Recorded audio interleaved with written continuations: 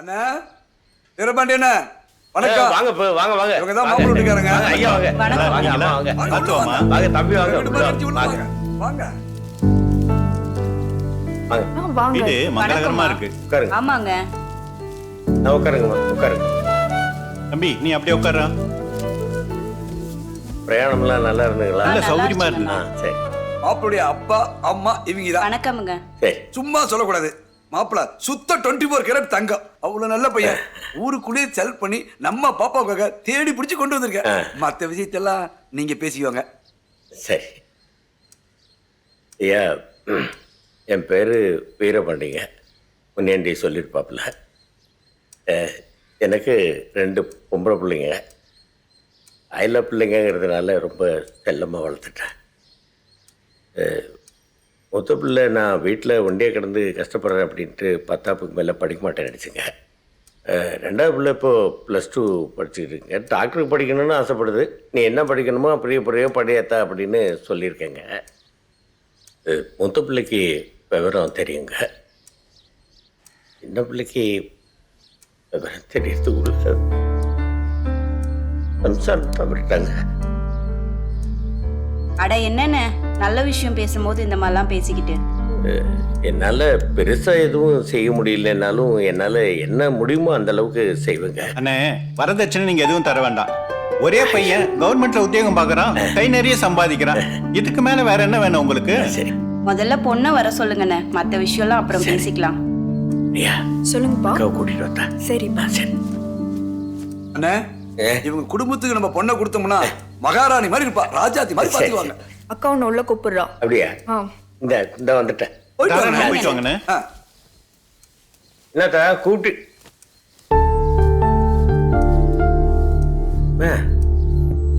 என்னம்மா பொண்ணு பார்க்கறதுக்கு மாப்பிள்ளை வீட்டுக்காரங்களாம் வந்து உட்காந்துட்டு இருக்காங்க. நீ என்னமா ரெடி ஆகாம உட்காந்துட்டு இருக்க?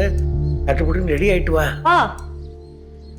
பொண்ணு பார்க்க வந்ததே எனக்கு பிடிக்கலப்பா. ஏன்பா இப்படி பண்றீங்க? கூடிய சீக்கிரமே அவர் வந்துருவாருப்பா.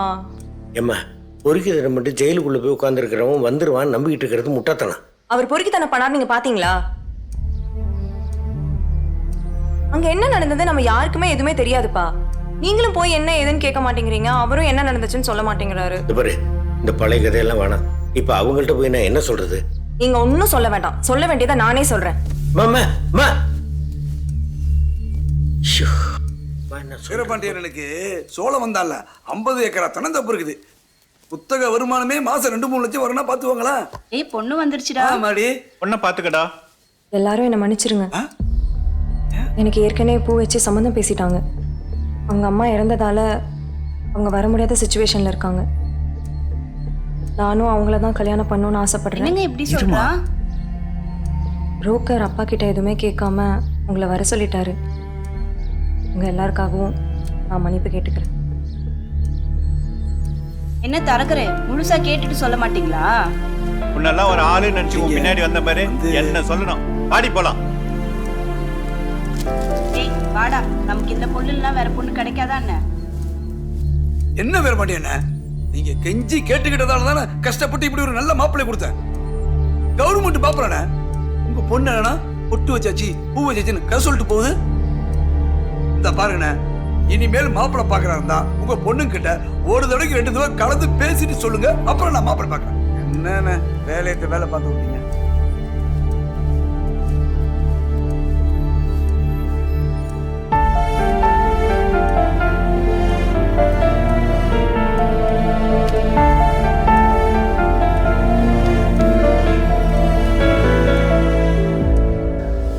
இப்போ பார்த்தீங்கன்னா நம்ம 2 வகையான மெட்டீரியல் யூஸ் பண்ணுறோம் சார்.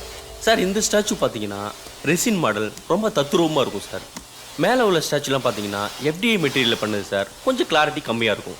எஃப்டிஐ மாடலுக்கும் ரெசின் மாடலுக்கும் நிறைய வித்தியாசம் இருக்குது. இது ரெசின் மாடல் உங்களுக்கு லைஃப் லாங் வரும். இதில் உங்களுக்கு எந்த மாடல் வேணுமோ அந்த மாடல் பண்ணிக்கலாம் சார்.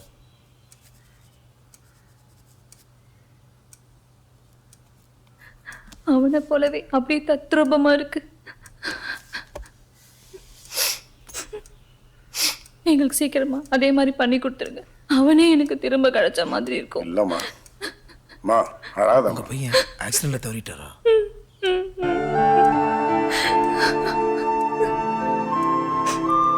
சார் அது எப்படியும் ரெடி பண்ண 1 மந்த் ஆகும் சார். 1 மந்த்துக்குள்ள கொடுத்துட்றேன் சார். 1 மந்த் ஆகுமா? Yes ma'am. கொஞ்சம் சீக்கிரமா ரெடி பண்ணி கொடுங்க சார். சரி சார், கண்டிப்பாக ட்ரை பண்ணுறேன் சார். அடுத்த வாரம் என் பையனுக்கு பிறந்த நாள், அதுக்குள்ள பண்ணி கொடுத்துருங்க. கவலைப்படாமல் போயிட்டோம்.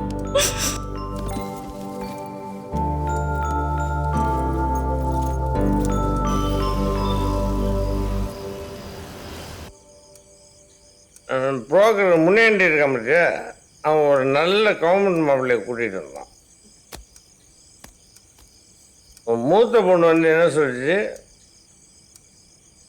செயலுக்கு பண்ண முடியா அவனுக்கு தான் கட்டிப்பேன் அப்படின்னு அவங்க இதுக்கு சொல்லி அவங்கள அனுப்பி விட்டுச்சு. எனக்கு அசிங்கமாயிடுச்சு. என்னடி கொண்டு போற? அப்பா சாப்பிட சிக்கன் எடுத்துட்டு போறேன்க்கா. என்னடி இந்த நேரத்துல இவ்ளோ ஆயிலா இருக்கு? இதை கொண்டு போற? வேணாம். இந்தா இந்த பழத்தை கொண்டு போய் கொடு. இந்த நேரத்துல சிக்கனை கொண்டு போற? ஓ ஹலோ.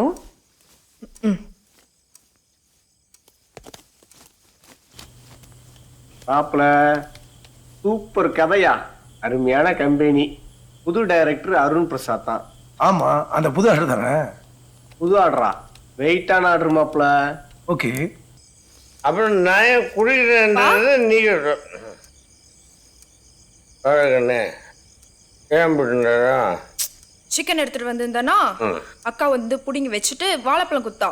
அவ அங்கிட்டு போனோனையும் இங்கிட்டு சிக்கனை தூக்கிட்டு ஓடி என்றனே. இந்த புள்ளதான் ஒண்ணு மாட்டேன். நீ எப்படி என்னை பார்த்து கவனிச்சியோ அதே மாதிரி என் பிள்ளை அப்பனை பார்த்து கவனிச்சுக்கிட்டு 2 பேரையும் நம்பிக்கையானவங்க கையில் பிடிச்சி கொடுத்துட்டு நான் அவங்ககிட்ட வந்துடுறேன். என்ன வீரபாண்டி, இன்னைக்கு சர்பத் கொஞ்சம் ஓவர் ஆயிடுச்சோ? நீதான் சர்பத்தை போட்டா கவிஞர் ஆயிடுவே. எங்க அம்மாவை பத்தி ஒரு கவிதை சொல்லு. வாழ வேண்டும் என்று வந்த சோழ வந்தான் சொக்க தங்கம், வானுலகம் சென்றதுதான் சோகத்தின் உற்சவம். என்னையா வாழ்கிட்ட இருந்து ஃபோன் வந்துருச்சா? நீ நான் உங்க கண்ணுக்கு வேலையை ஸ்டார்ட் பண்ணு. பாட தம்பி போலாம். சொல்லுமா. உஸ்தி வாத்தியார் எனக்கு உஸ்தியாய் உணவளித்த அஸ்தியாயும் கரைந்திட்டால் அன்பு தெய்வம் உந்தன் அன்னை. அப்பா தான் குடிச்சிட்டு புலம்பிட்டு இருக்காரு. கண்மணிகள் இருவரையும் கணவன்மார் கை சேர்த்து கட்டையேறி வந்துடுவேன் கட்டித்தங்கம் உனக்கான.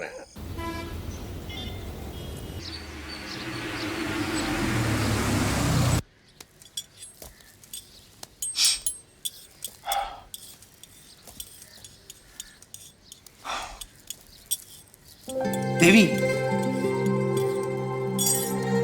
அப்பா இருக்காரா? இல்ல. அடடா, ஏன் இவ்வளவு நேரம்?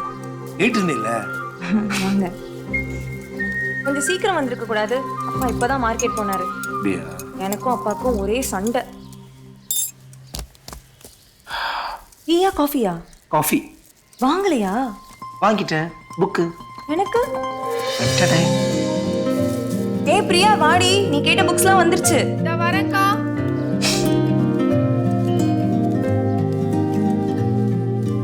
ஹாய் மாம்ஸ். ஹாய் பிரியா. ஏய் இதுதான் நான் கேட்ட புக்கு. ரொம்ப தேங்க்ஸ் மாமா. அப்பா கிட்ட எத்தனை தடவை கேட்டிருக்கேன் தெரியுமா இந்த புக்கெல்லாம் வாங்கித்தாங்கன்னு. ஒவ்வொரு தடவை கடைக்கு போகும்போதும் கிடைக்கலன்னு வெறும் கையை வீசிட்டு வருவாரு. ஆமா, எனக்கு இதெல்லாம் வேணும்னு உங்களுக்கு எப்படி தெரியும்? தெரியும்.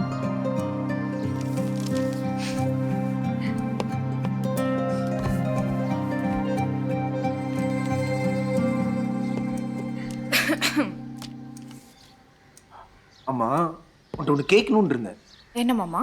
நீ பரீட்சையில் உண்மையிலே பரீட்சை தான் பாஸ் பண்ணியா இல்ல பிட் அடிச்சியா? ஏன் மாமா அப்படி கேக்குற? நீ டெக்ஸ்ட் பண்ணியே லிஸ்ட், அது ஃபுல்லா ஸ்பெல்லிங் மிஸ்டேக். எல்லா புக்ஸ் நேமையும் தப்பா டைப் பண்ணியிருக்கா. இதை கொண்டு போய் அந்த கடையில காட்டின உடனே நக்கலா அந்த கடைக்காரன் என்னை மேலும் கீழையும் பார்த்துட்டு இந்தியா முழுக்க இந்த மாதிரி புக்கே இல்லைன்னு சொல்லி என்னை திருப்பி அனுப்பிட்டான். அது எழுதுனதே அவதான். எது? மாமா சத்தியமா அவதான் டைப் பண்ணா. நம்பிட்டேன் பிரியா. அந்த டைப் பண்ண கைக்கு இந்த ஸ்மால் கேக் எனக்கு தானே மாமா? புக்கு தான் உனக்கு, இது எனக்கு.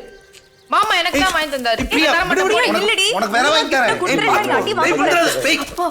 என்னம்மா விழுந்து அடிபட்டு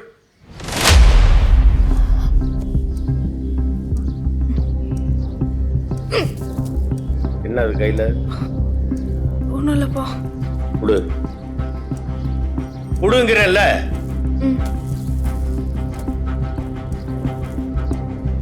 நீங்க 2 பேரும் பச்சை பிள்ளைங்க இல்லை, வயசுக்கு வந்த பிள்ளைங்க.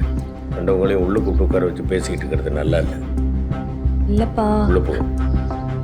ஆ. போங்க உள்ள.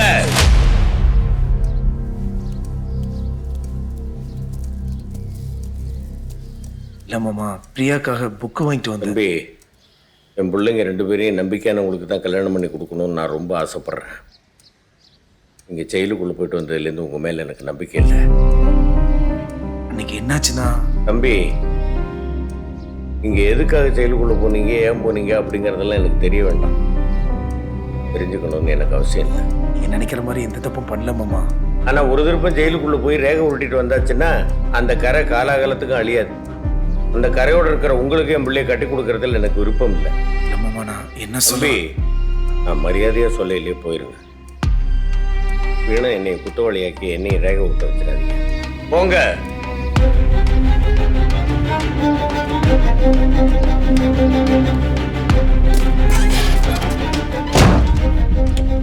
என்ன பாண்டியன், ஜெயிலுக்கு போனவனுக்கு அவங்க பொண்ணை கட்டி கொடுக்க போறீங்க? ஐயா சிவா, நம்ம உனக்காக மதுரையில் தேவி பொண்ணை பார்த்துட்டு வந்தோமே, அந்த பொண்ணு தாயா எனக்கு மருமகளாக வரணும். அதாயா இந்த அம்மாவோட ஆசை. அம்மா, என்னைக்குமா உன் பேச்சு தட்டி இருக்கிறேன்? தேவி தான் உன் மருமக. கண்டிப்பா நான் கல்யாணம் பண்ணிக்கிறேன். உனக்கு சந்தோஷம் தானே? எனக்கு தெரிஞ்ச நல்ல சம்பவம் ஒன்று இருக்கு, அங்கே முடிக்கலானே. ஒரு நிமிஷம். இன்னும் கிளம்பையா நீ? 7 மணிக்கு தான் ஃப்ளைட்டு. காலகாலத்தில் கிளம்பு. வாடா தம்பி போலாம். நான் போயிட்டு வரேனே. வந்துக்கிறேன் நான்.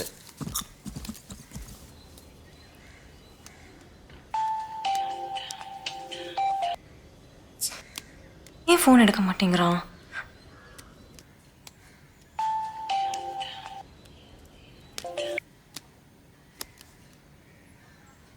Hello hello. ஏன் ஃபோன் அடிச்சுட்டே இருக்கேன், எடுக்கவே மாட்டேங்கிற? என்னாச்சு? உன் மேல எனக்கு கோவம் குறையலையா? உங்க அப்பா மேல எனக்கு என்ன கோவம்? ஓ, என் மேலதான் கோவமா? என்ன உங்க அப்பா மூஞ்சில அடிச்ச மாதிரி என்ன பேசி வெளியே அனுப்புறப்போ நீ பார்த்துட்டு தானே இருந்த? உன்னால ஒரு டிசிஷன் கரெக்டா முடிவெடுக்க முடியுதா? ரிஜிஸ்டர் மேரேஜ் பண்ணிக்கலாமா? அம்மா இல்லாம கஷ்டப்பட்டு வளர்த்த எங்க அப்பாவை விட்டுட்டு நான் எப்படி வர முடியும்? நீ கொஞ்சம் பொறுமையா இரு, நான் பாத்துக்கிறேன். நீ சொல்றது எனக்கு நல்லாவே புரியுது. இது உனக்கு ஒன்றும் புரிய மாட்டேங்குது. இன்னும் பொறுமையாரு பொறுமையாரு பொறுமையாருன்னு எவ்வளவு நாள் பொறுமையா இருக்க? இது வரைக்கும் 1 வருஷம் ஆகுது பொறுமையா இருந்து. இந்த பார் தேவி, இன்னும் 2 மணி நேரத்துல நான் சென்னை கிளம்புறேன். உனக்கு கொஞ்ச நாள் டைம் தரேன். கொஞ்ச நாள் கழிச்சு சென்னையில இருந்து நேரா நம்ம வீட்டுக்கு தான் வருவேன். உன் வீட்டு வாசல்ல நின்று உன்னோட முடிவுக்காக காத்துட்டு இருப்பேன். நல்ல பதில யோசிச்சு சொல்லு. நான் வைக்கிறேன்.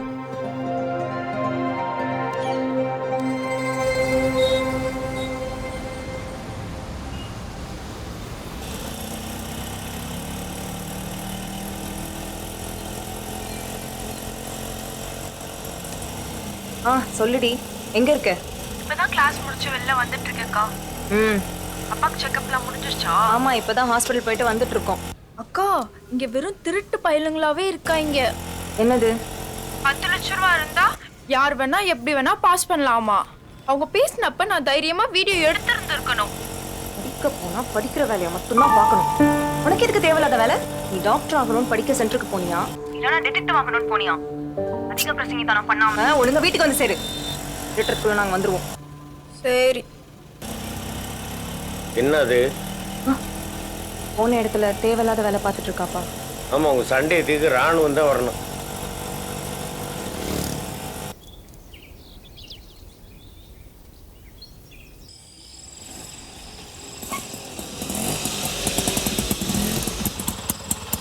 எப்பா இந்தாப்பு.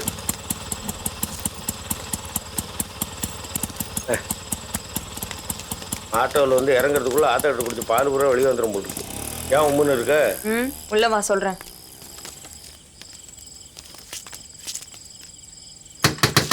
சின்ன பிள்ளை, சின்ன பிள்ளை.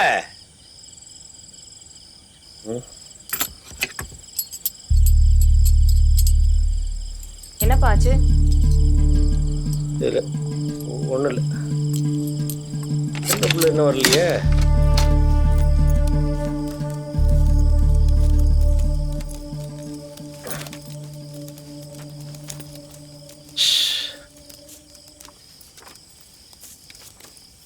கொஞ்சம் தண்ணி கொடுத்தா. என்ன காத்தாளுக்கு?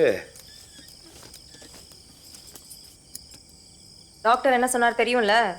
நீங்கள் 2 பேரும் தான் உள்ளே உட்காந்து தச்சு புச்சுன்னு இங்கிலீஷில் பேசிக்கிட்டு இருந்தீங்க. நான் காட்டு போய் எனக்கு என்ன தெரியும்? பிபி நிறைய இருக்கான், அல்சர் பிகினிங் ஸ்டேஜ் வேறையாம். இதெல்லாம் எதனால தெரியுமா? என்னால? மற்றவங்க எல்லாம் சரக்கு கம்மியா ஊத்திட்டு தண்ணியை நிறைய ஊத்தி குடிப்பாங்க. நீ சரக்கு ஃபுல்லா ஊத்திட்டு தண்ணியை தெளிக்கிற. இதுல நைட்ல சிக்கனை நல்லா பொரிச்சு பொரிச்சு திங்கிறல்ல, அதனாலதான். இனிமேலாச்சும் இதெல்லாம் பண்ணாம இருக்க. போமா.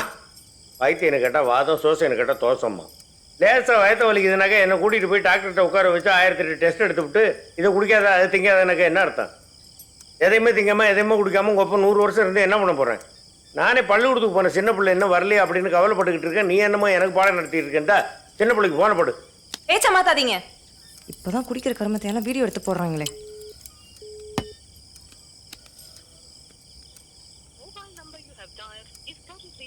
என்ன தங்கப்பிள்ளை போன் கிடைச்சதா இல்லையா? நாட் ரீச்சபிள்னு வருதுப்பா. நீ நர்மதா அத்தை வீட்டில் இருக்கான்னு பார்த்துருவா. சரிப்பா. பார்த்து பத்திரமா போயிட்டு வரணும். ஹலோ அனு, கீழே எதுவும் உன் கூட இருக்காளா? இல்ல கிளாஸ் முடிஞ்சிச்சுன்னு அப்பவே சொன்னா,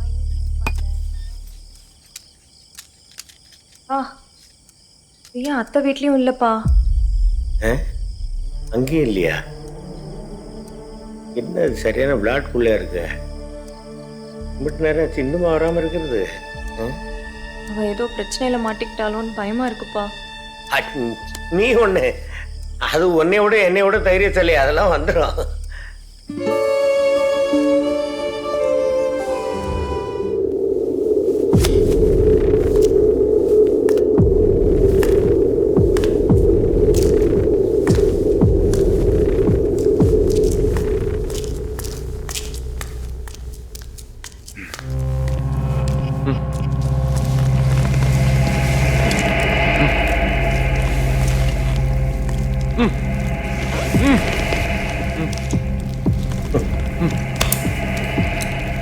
உன்னை இப்படி கொண்டுகிட்டு வந்து அடைச்சி வச்சிருக்கிறது எனக்கு கஷ்டமாக தான் இருக்கு. நான் என்ன பண்றது? என் மனசுக்குள்ள 1000 கேள்விங்க இருக்கு. ஒவ்வொரு கேள்விக்கு பின்னாலையும் வலி இருக்கு. அந்த வலிக்கு மருந்து நீ சொல்ற பதில்ல தான் இருக்கு. உன்ன மாதிரி பதவியில் இருக்கிற கவுன்சிலர்கிட்டேருந்து என்ன மாதிரி ஒரு சாதாரண அப்பாவிக்கு ஒழுங்கான பதில் வராதுன்னு எனக்கு தெரியும். ஆனால் வேற வழி இல்லை. நான் கேள்வி கேட்டுத்தான் ஆகணும். நீ பதில் சொல்லித்தான் ஆகணும். அதனால தான் உன்னை கொண்டாந்து இப்படி உட்கார வச்சிருக்கேன். கேள்வி கேட்கறதுக்கு முன்னால ஒரு முக்கியமான விஷயத்த சொல்றேன். நான் கேட்கிற ஒவ்வொரு கேள்விக்கும் நீ உண்மையான பதில சொல்லணும். தப்பான பதில சொன்னாலோ, தப்பி தவறி இங்கிருந்து தப்பிச்சு போயிடலாம்னு நினைச்சினாலோ உன்னோட ஒவ்வொரு விரலா வெட்டுவேன்.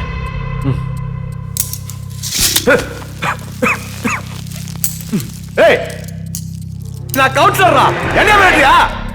என் ஆளுங்க ஊரை சுத்தி இருக்காங்க. உங்க 2 பேரை கொல்லாம விட மாட்டாங்க. எதுக்கு அடிக்கிற? ஏன்டா அடிக்கிற? ஏன் அடிக்கிற? நான் கேட்கிற கேள்விக்கு மட்டும்தான் நீ பதில் சொல்லணும். அது எப்படி ஒரு பொம்பளை புள்ள தனியா இருந்தா உடனே உங்களுக்குள்ள இருக்கிற கொடை வள்ளல் எட்டி பார்க்கறாரு. நான் எந்த தப்பான இடத்துலயும் வரலையே. உதவி பண்ண தானே வந்தேன். ஏன் சம்மதம் இல்லாம கேள்வி கேட்கிற? நான் கவுன்சிலர் ஆனது உங்களுக்கு எல்லாம் பிடிக்கல? ஏய், நீ என்ன வேணா ஆவு. நான் கேட்கிற கேள்விக்கு ஒழுங்கான பதில் சொல்லல உணமாயிடுவேன். நேற்று வரைக்கும் ஊரடிச்சு ஒலையில போட்டுக்கிட்டு இருந்த எக்ஸ்-எம்பிக்கு டிரைவரா இருந்த நீ எப்படி திடீர்னு கவுன்சிலர் ஆன? அது கேட்க நீ யாரு? நான் யாருங்கிறத நீ போக போக தெரிஞ்சுக்குவேன். உனக்கு இப்ப என்னதான் வேணும்? உனக்கும் பரந்தாமனுக்கும் என்ன சம்பந்தம்? என்னோட சித்தப்பா தான் பரந்தாமன் கிட்ட என்ன டிரைவரை வேலைக்கு சேர்த்து விட்டாரு. என்னோட விசுவாசத்தை பார்த்து என் மேல நம்பிக்கை வச்சு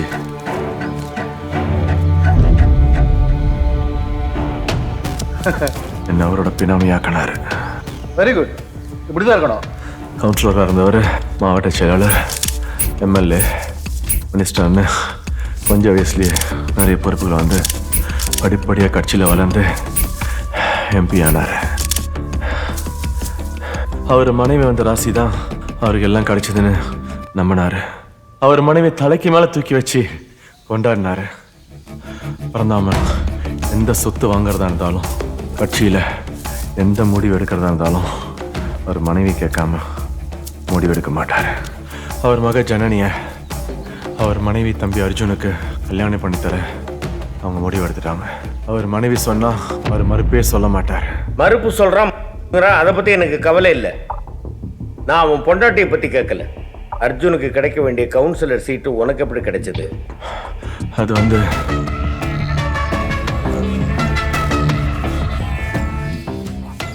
வார்டு எலெக்ஷன் வந்தது.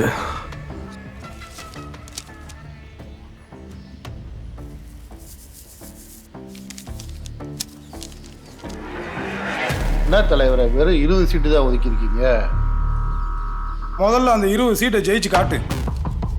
தொகுதி காசு கொடுத்தா வீட்டுக்கு ஒதுக்குற. ஏற்கனவே 3 பேரோட டெபாசிட்டே காலி பண்ணியிருக்க. அப்படிலாம் இல்லை தலைவரே, எல்லாட்டையும் காசு வாங்குறாங்க. யார் அதிகமாக கொடுக்குறாங்களோ அவங்களுக்கு போட்டு விட்றாங்கல்ல. இன்னும் என்ன பண்ண சொல்கிறீங்க? சும்மா காரணம்லாம் சொல்லாத பிறந்தாம்மா, முதல்ல ஜெயிச்சு காட்டு. அதுக்கு ஏற்கனவே உன் பதவியே காலியாக வேண்டியது. ஏதோ நம்ம ஜாதிக்கான்றனால உன் பதவியை நான் காப்பாற்றி வச்சிருக்கேன். அதுக்காக 20 சீட்டு ரொம்ப கம்மி தலைவரே. நீ இந்த 20 சீட்டை ஜெயிச்சிட்டு வா, நீ சொல்ற ஆளுக்கே மேயர் பதவி தர்றேன். சரி தலைவரே, வரேன் தலைவரே.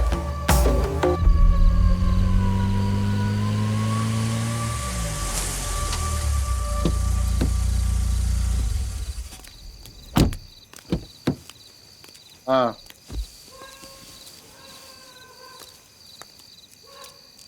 ம்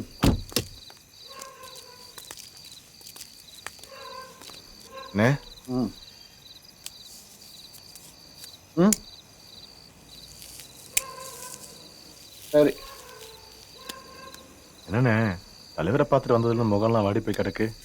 ஏதாச்சும் பிரச்சனையாண்ணே? இல்லடா, அதனால நமக்கே டெஸ்ட் வைக்கிறான்டா. 20 சீட்டு தான் தருவேன், ஜெயிச்சுட்டு அப்புறம் பார்த்துக்கலான்றா. என்ன ஒரே ஒரு ஆறுதல்னா, ஜெயிச்சுட்டு வந்த உடனே நம்ம சொல்ற அளவுக்கு மேயர் போஸ்ட் தரேன்றான். அதுல என்னண்ணே சந்தேகம்? 20 சீட் நமக்கு தானே, கண்டிப்பா ஜெயிச்சிருவானே. உன எம்எல்ஏ எலெக்ஷன்ல தோத்தது மாதிரி தோத்துறக்கூடாதுரா. சரிண்ணா. இந்த எலெக்ஷன்ல ரொம்ப நம்பிக்கையானவங்களுக்கு மட்டும்தான் சீட்டு தரலான் இருக்கேன். உனக்கு ஒரு சீட்டு தரேன், எலெக்ஷன் வேலையை பாரு. சரிண்ணே சரிண்ணே. ஆ சரிண்ணே.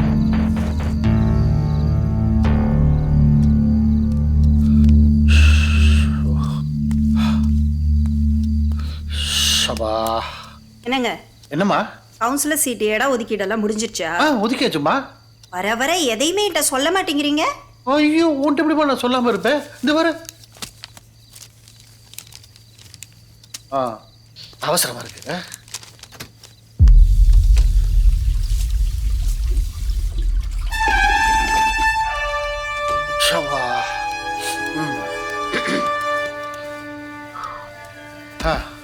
இந்த கவுன்சில் சீட்டு கிடைக்கிறதுக்கு அவன் லட்சக்கணக்கில் கொடுக்க தயாரா இருக்கான். செல்வம் ஒரு அண்ணா காவடி பையன், அவனுக்கு எதுக்கு சீட்டு கொடுத்தீங்க? அவன்கிட்ட நம்ம சொத்து எவ்வளவு இருக்குன்னு தெரியும்ல. அவனுக்கு இந்த சீட்டை கொடுத்துட்டோம்னா காலகாலத்துக்கு நமக்கு அடிமையா இருப்பாண்டி. அதுவும் இல்லாம அவன் நம்ம பையடி. நம்ம பையனா? உனக்கு எனக்கும் பிறந்தவனா? என்னடி லூசு மாதிரி பேசுற? நான் எதுக்கு அவனை பினாமியா வச்சிருக்கேன் உனக்கு தெரியாதா? அன்னைக்கு நீ கொழுப்படுத்து போய் ஈட்டிங் மான்கறின்னு ஸ்டேட்டஸ் போட்டு போலீஸ்ல மாட்டினப்ப நான் தான் அட்மின், நான் தான் தப்பா பட்டேன்னு சொல்லி உன்னைய காப்பாத்தினான்ல, அதை மறந்துட்டியா? உனக்காக எத்தனை மாசம் ஜெயில கிடந்தா, அதெல்லாம் கொஞ்சம் யோசிச்சு பார்க்கணும்டி. அவனுக்கு இந்த சீட்டை மட்டும் கொடுத்துட்டோம்னா நம்ம சொத்துக்கு பாதுகாப்பா இருப்பாண்டி. சொத்துக்கு பாதுகாப்பா? அதை பத்தி மட்டும் யோசிக்கிறீங்க, நம்ம பிள்ளையோட பாதுகாப்பு பத்தி என்னைக்காவது யோசிச்சிருக்கீங்களா? நம்ம பிள்ளையோட பாதுகாப்புக்கு என்னடி குறைச்சது? சரி, என் தம்பிக்கு என்ன குறைச்சல்? அவன் விசுவாசமா இருக்க மாட்டானா? என்னைக்காவது ஒரு நாள் அவனை பத்தி நீங்க யோசிச்சிருப்பீங்களா? நாளைக்கு நம்ம வீட்டுக்கு மாப்பிள்ளையா வர போறவங்க, இன்னைக்கு அவனை செட்டில் பண்ணி விட்டாதானே நாளைக்கு நம்ம பொண்ணு சந்தோஷமா இருப்பா.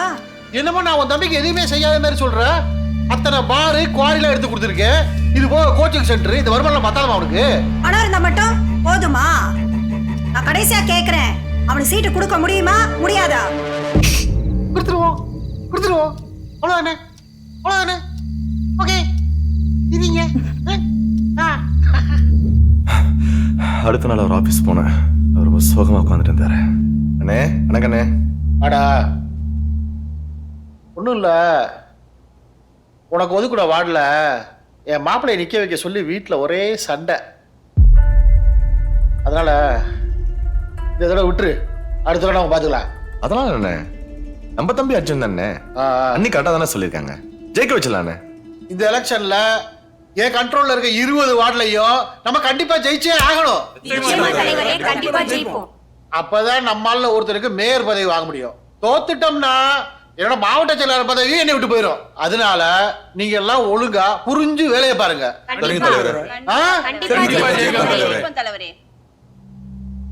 எலெக்ஷனுக்கு பணம் தர மாட்டேன்னு சொல்லிட்டாரு.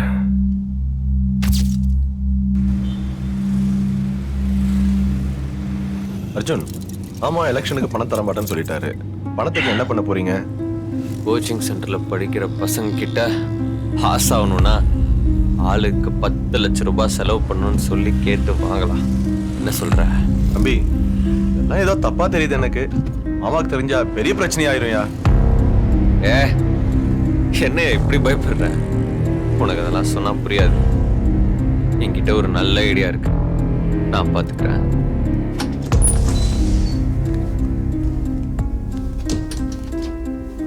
அவங்கள வர சொல்லு. சரிப்பா.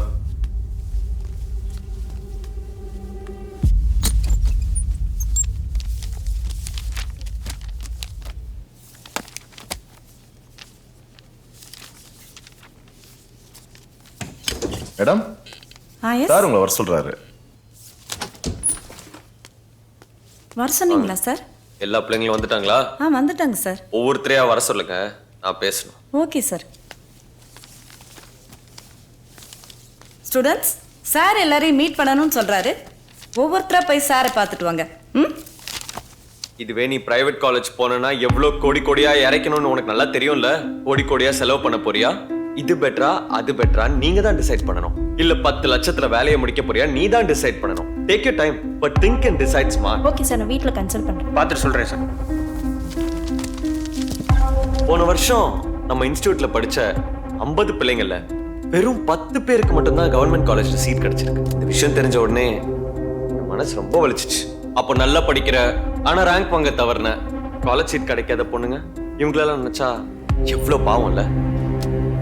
அதான் இந்த வாட்டி ஒரு எக்ஸலண்ட் ஆப்பர்ச்சுனிட்டி. அதை யூஸ் பண்ணிக்கிட்டா எல்லாருக்கும் காலேஜ் சீட் கேரண்டி. நீங்க பண்ண வேண்டியதெல்லாம் 10 லட்சம் ரூபாய் கொடுத்தீங்கன்னா உங்களுக்கு assured rank and good college seat நான் கேரண்டி பண்ணுவேன்.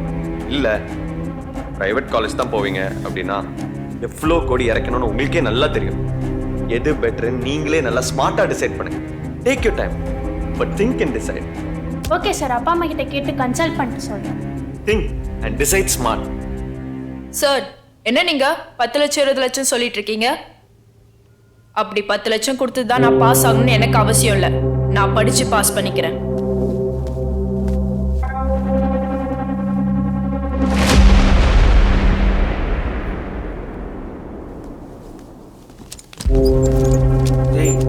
என்ன கேட்டாங்க? காசுலாம் கேக்குறாங்கடா. காசு கேக்குறாங்களா? சரி, கிளாஸ் முடிஞ்சு பேசிக்கலாம்.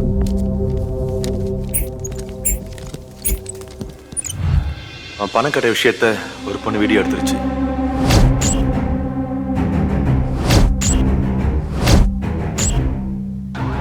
அவன் போதையில் இருக்கிறது தெரிஞ்சும் மடத்தனமா அவ வீடியோ எடுத்த விஷயத்த அவன்கிட்ட நான் சொல்லிட்டேன். இந்த வீடியோ எடுத்த விஷயம் தெரிஞ்சதும் எரி பிடிச்சவன் மாதிரி அந்த பொண்ணை தூக்கிட்டு போய் மிரட்டலான்னு சொன்னான். ஆக்ரோஷமா இருந்த அவனை சமாதானப்படுத்தி பேசி பார்க்கலான்னு அவனை கூட்டிட்டு போனேன். டேய், நான் உங்ககிட்ட அதை கேட்கல. அர்ஜுனுக்கு ஒதுக்குன கவுன்சிலர் சீட்டு உனக்கு எப்படி கிடைச்சது? நீ எப்படி கவுன்சிலர் ஆன?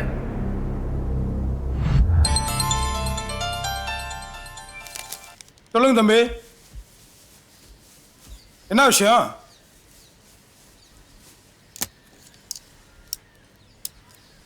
ஏன் என்ன பண்ண அவன்? சரி நான் டிசிக்கு ஃபோன் பண்ணுறேன், நம்ம ஆளுங்களை ஸ்டேஷனுக்கு அனுப்பு.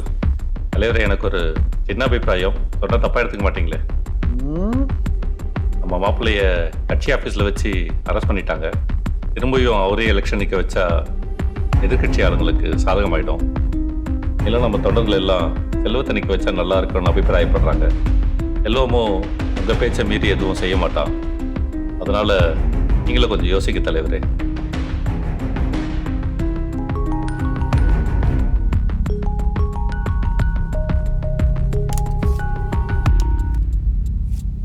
என்ன தலைவரே? என்னையா உன் மச்சினை ஏதோ தகராறு பண்ணி போலீஸ் ஸ்டேஷன்லேருந்து கேஸ்ன்னு ஃபோன் பண்ணுறாங்க. தலைவரே அது ஒன்றும் பிரச்சனை இல்லை தலைவரே, அதை நான் பேசி முடிச்சிட்டேன். யோ எலெக்ஷன் டைம்யா, கட்சி கெட்ட பேர் யாருமையா? இந்த நேரத்தில் கட்சி ஆஃபீஸில் போலீஸ் வந்து எதிர்கட்சிக்காரன் பேசுறதுக்கா? சீட்டை மாற்றி வேற ஆளு குடியா? நம்ம செல்வம் இருக்கான் பாரு, அவனு குடியா? இல்லை தலைவரே, அது வந்து சொன்னது செய்யா போயா. சரி தலைவரே, பண்ணிடலாம் தலைவரே, ஒன்றும் பிரச்சனை இல்லை. நீ சொல்றது சரிதாயா, செல்வத்தை அறிவிச்சிருவோம். ரொம்ப நல்லது தலைவரே.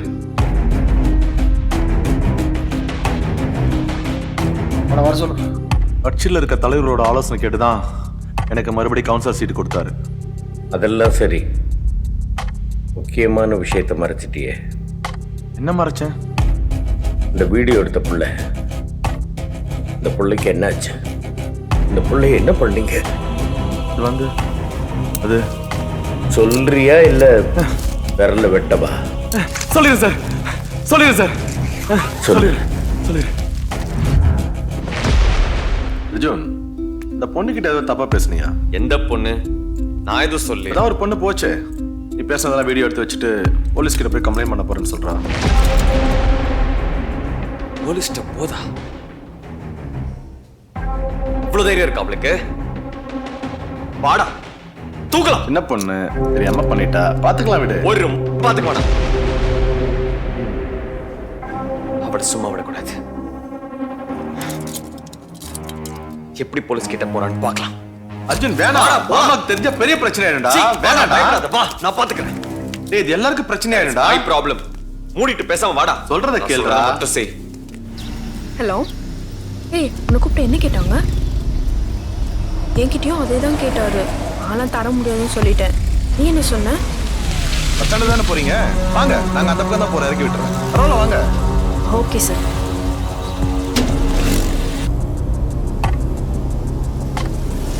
எல்லாம் படிக்கிற பொண்ணா இருக்க, தம்பி உன் நல்லதுக்காக சொன்னதை போய் ஏமா வீடியோ எடுத்த? பின்ன என்ன சார், அவர் 10 லட்சம் ரூபாய் கேக்குறாரு. 10 லட்சம் ரூபா கிட்ட கேட்டாங்களா? உன்னால முடியலன்னு சொல்லிட்டு போ. இதெல்லாம் போய் போலீஸ்ல கம்ப்ளைண்ட் பண்ணுவோன்னு வெளியே சொல்லாதம்மா. நாளைக்கு நம்ம கோச்சிங் சென்டர் பேர் தான் கெட்டு போகும். என்கிட்ட வீடியோ எவிடன்ஸ் இருக்கு, நான் கம்ப்ளைண்ட் பண்ணுவேன். போலீஸ் ஐத்தியமானி. பாப்பா எழுந்துருமா, ஒண்ணு இல்ல. ஏய் அஜு, என்ன அப்படி பண்ணிட்டா? மண்டையில சரியான அடிடா. அப்படிதான் நான் பண்ணுவேன். ரத்தம் வர வருதுடா. ஏய் சீக்கிரம் போட ஹாஸ்பிடலுக்கு. போலீஸ் போறாவ. ஏய் ரத்தம் நிறைய வருதுடா, சீக்கிரம் போட ஹாஸ்பிடலுக்கு. எழுந்துருமா, ரத்தம் வருதா? நான் இருக்கம்மா. ஏய் அஜு, நேரா பார்த்து ஓடுற வண்டியா.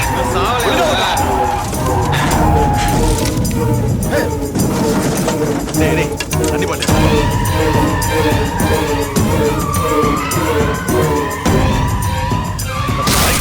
தைரியம் இருந்தா என்னையே மாட்டி விடுவேன்னு சொல்லுவா அவன். டயர் அடிச்சிட்டா. அடி நிறுத்தா. அந்த பொண்ணு உயிர் துடிச்சிட்டு இருக்காடா. ஏய் அர்ஜுன், என்னடா பண்ணிட்டு இருக்க? சீக்கிரம் வாடா. டயரை மாதிரி அந்த பொண்ணு ஹாஸ்பிடலுக்கு கூட்டி போறோம். ப்ளீஸ் சீக்கிரம் வா. ஏய் சீ, நீயே போய் மாத்து. ஏய் என்ன நீயே மனசாட்சி இல்லையாடா? எல்லாம் மனசாட்சி இல்லையாமா? சை.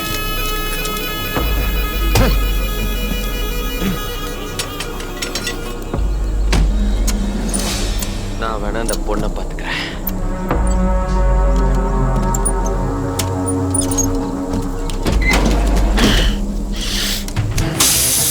டயரை மாத்திருந்தேன், அப்ப காரை ஆடிச்சு. என்னன்னு எழுந்து பார்த்தேன். அப்போ உயிருக்கு போராடி இருந்த பொண்ணு கற்பழிச்ச கொண்டா சார் அந்த படுபாவி.